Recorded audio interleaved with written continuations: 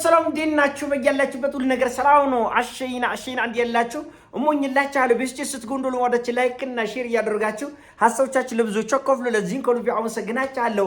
ሐሳቡ ሲሞቻችሁ 3000 ላይክ እንድትገጩ በትህትና እጋብዛችኋለሁ። ሰበር ዜና ተሰምቷል። እንግዲህ ከወደ ኢራን ሞላ ዓለምን ያስደሰተ ሰበር ዜና ተሰምቷል። እንኳን ደስ አላችሁ። ላለፈው 50 ቀናት ኢራን ጉሮሮን እንቃርጋ ሲጥ ያደረገችው ሆርሙዝ ሰርጥ ዛሬ ሙሉ በሙሉ ተከፍቷል። ይሄ በጣም የሚያስደስት ነው። እንግዲህ ሰሞኑን አሜሪካኖቹ ሆርሙዝ ሰርጥ ተከፍቷል አይዛችሁ እንኳን ደስ አላችሁ አለ። ማንም ከጥፍር ቆሻሻ የቆጠረ የለም። ምክንያቱም ትክክለኛው የሰርጡ ትክክለኛው የባህሩ ጌቶች ስላልተናገሩ ነው። ትክክለኛው የባህሩ ጌቶች 50 ቀን ሙሉ ሲጥ አድርገው ዓለምን ይዘው ነበር። ሲጥ ይሄው ዛሬ ከፍተናል ሲሉ ዓለም በጣም በከፍተኛ ሁኔታ ተደስታል። በእርግጥ የዘንድሮ ሰላም ቶሎ ነው ቡዳ የሚበላው። ቡዳ እንዳይበላብን እንጸልይ እንጂ የተገኘው የምስራች በጣም ደስ የሚያሰኝ ነው። ከ1900 በላይ የሚሆኑ መርከቦች እንደ ኩበት ሲንሳፈፉ ወዲህ ሲሉ ወደ ላይ ሰማይ ነው፣ ወደ ጎን ቤት ውሃ ነው። ማለቂያ የሌለው ጭንቀት ላይ ተቀምጠው ነበር 1900 መርከቦች። እንግዲህ እነዚህ በመቶ ሚሊዮን የሚቆጠር በርሚል ነዳጅ ተሸክመው በመቶ ሚሊዮን በጣም ሰቅጣጭ ነው ለዓለም ኢኮኖሚ የነበረው ያሳለፈው ጊዜ። ግን ዛሬ የተሰማው ነገር እንኳን ደስ አላችሁ ደስ የሚያሰኝ ነው። ቡዳ እንዳይበላብን ጸልዩ።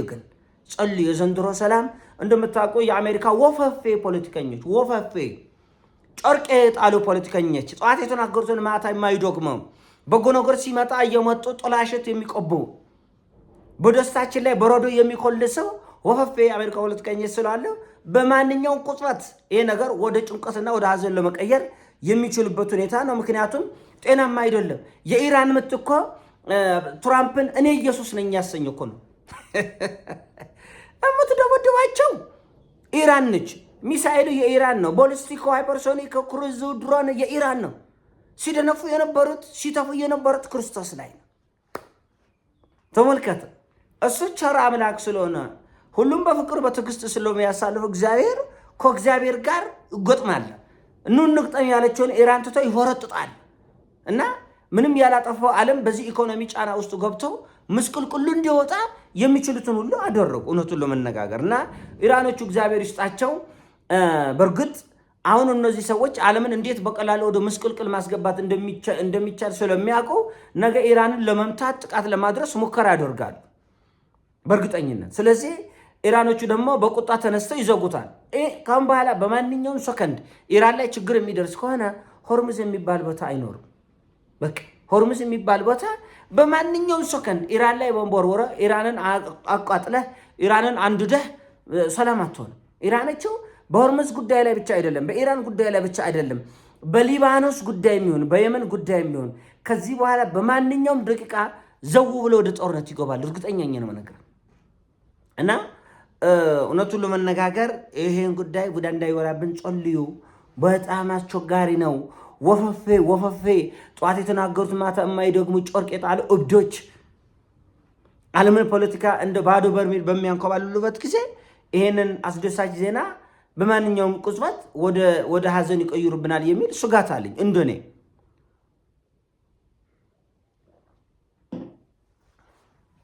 ሞላ ይዶላ ዓለም አለ ቴዲ አፍሮ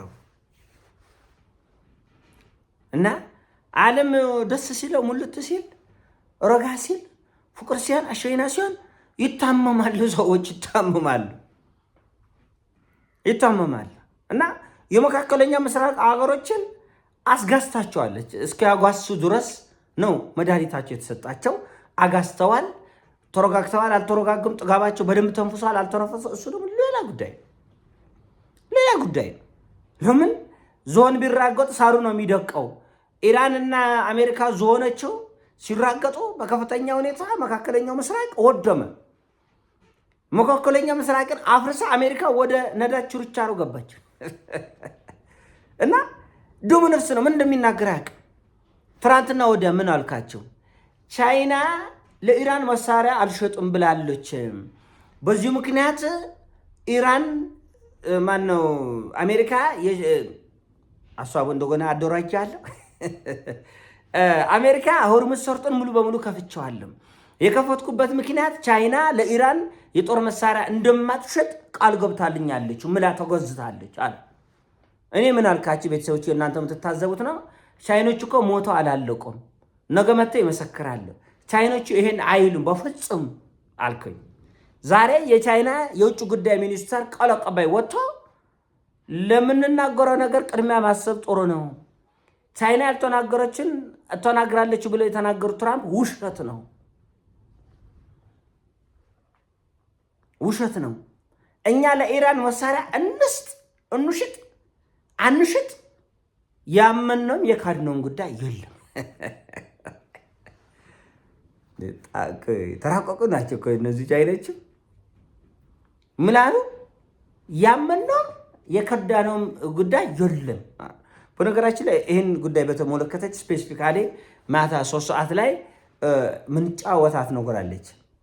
ስትራቴጂክ ሳይለንስ የሚባሉ ነገሮች አሉ። ቻይኖቹ ራሽያኖቹ ብዙ ጊዜ የሚያንቀሳቅሷት በጣም የተራቀቀች ጭው ያለች እና እሷን ወደ ማታ እናነሳለን። የሆነ ሆኖ የቻይና መንግስት ውሸት ነው አለ፣ ውሸት ነው። እና አሜሪካኖቹ ሆርሙዝ እንዲከፈት ይፈልጋሉ።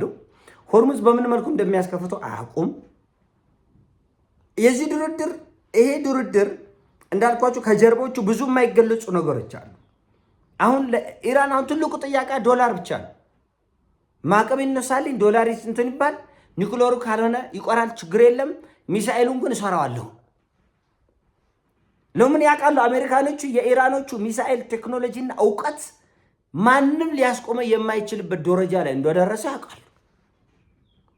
ስለዚህ ኒኩሌር ባይኖራት ራሱ የኢራን ሚሳኤል ከኒኩሌር በላይ ነው እየተፈራ ያለ። ኢራኖቹ የሚሳኤል ጉዳይ አትምጡብን፣ ዩራኒየሙ ግን አሉ። ለምን? አንደኛ እንዳልኳችሁ በዩራኒየሙ ጉዳይ ኢራኖቹ ምን አይነት አሻጥር እንደሰሩ ማወቅ አይቻልም። አሽሽተውት ሊሆን ይችላል ወደ ራሽያ እንዳልኳችሁ ግማሹን ከፍለው እንካ ግማሹን ውሰድና ማዕቀብ አንሳሊ ሊሉ ይችላል። በሌላ ሀገር ላይ እንደዛ አይነት ነገር በቻይናዊ በምናምን የሆነ ጉዳይ ሊሰሩ ይችላሉ። በዛ ላይ ምን ሊራቀቁ እንደሚችል አታውቅም። ስለዚህ አሁን ኢራኖቹ የሚፈልጉት ትልቁ ጉዳይ ማዕቀብ እንዲነሳ፣ ትልቁ ጉዳይ ለምን በአመት ውስጥ በቢሊዮኖች የሚቆጠር ገንዘብ ማግኘት ይችላል። ኢራን ሰሞኑን የ10 ሚሊዮን ሪያል የኢራን ገንዘብ ኖት ታሳትማለች። አንድ ኖት ተመልከቱ እንግዲህ፣ አንድ ኖት እኮ ነው። አሁን ኢትዮጵያ ውስጥ ሁሉ ገንዘብ ይሄ ነው አይደለም? ይሄ ነው። ኢራን ውስጥ የ10 ሚሊዮን ኖት ታትሟል። ምን ያክል በማዕቀብ ምክንያት አገራቸው እንደጎበጠች እና እንደተጎዳች እናንተ አይታችሁ ሰምታችሁ ፍረዱ። እናንተ አይታችሁ ሰምታችሁ ፍረዱ። እና በዚህ ሁሉ ማዕቀብ ውስጥ ሆና ነው ኢራን ይሄን ያክል ተጽዕኖ መፍጠር የቻለችው። ስለዚህ ኢኮኖሚዋ የሚደጎምበት ጥቅም ካገኘች ወደኋላ ምትል አይደለችም። ወደኋላ ምትል አይደለም። ሚሳኤላን በሚገባ ታስዋድጋለች። አንድ ሁለተኛ የኢራኒየሙን ጉዳይ በሌላ አገር ላይ የቤት ስራቸውን ሰርተው ሊጨርሱ ይችላሉ። ሁለት የሀገራቸውን ኢኮኖሚ በከፍተኛ ሁኔታ በማሳደግ ህዝባቸው ክብርና ልዕልና እንዲሰማው የመጣበትን መንገድ እንዲያጠናክርና አንድነቱ እንዲጨምር ያደርጋሉ።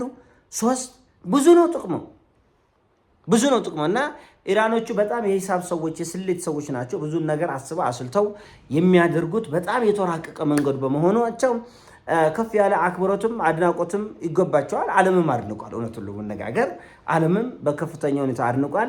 ከፍተኛ የሆነ መነቃቀት ነው በዓለም ላይ የፈጠረ። እያንዳንዱ ህዝብና መንግስት ስለ ክብሩ በሁለት እግር እንዲቆም፣ በሁለት እግርን መቆም ዳዴ እንዲቀር ነው ያደረጉት። ዳዴ ብዙ ዳዴ የለመዱ ሀገሮች አሉ። ኢቨን አውሮፓ ውስጥ ያሉ ሀገሮች በዳዴ እየሄዱ ያላሉ። ዳዴ ገና ድክ የሚለው አሜሪካ ወፌ ቆመች ካለ ፍግም የሚሉ አሉ። ለካስ ግድ ነው ለካ በሁለት እግር መቆም። ለካስ ሉዓላዊነት የሚባል ነገር አለ። ለካስ እየተሰደቡ መኖር ያስጠላል፣ ይቆፋል፣ ይመራል የሚለውን እንዲረዱ አድርጋለች ኢራን። እና እንደምታውቁት አንዳንዶቹ ከዚህ በፊት ሲሽኮረመሙ ኦፍር ሲሉ ድንግጥ ሲሉ የነበሩ የአውሮፓ መሪዎች ሁሉም አፍ አውጥተው እየተንተባተቡም ቢሆን በሙሉም ባይሆን እየተንተባተቡም ቢሆን አሜሪካ ልክ አይደለሽም ብለው ለመናገር ያበቃን ይሄ ጦርነት። እርግጥም ግን እኔ አላምንም።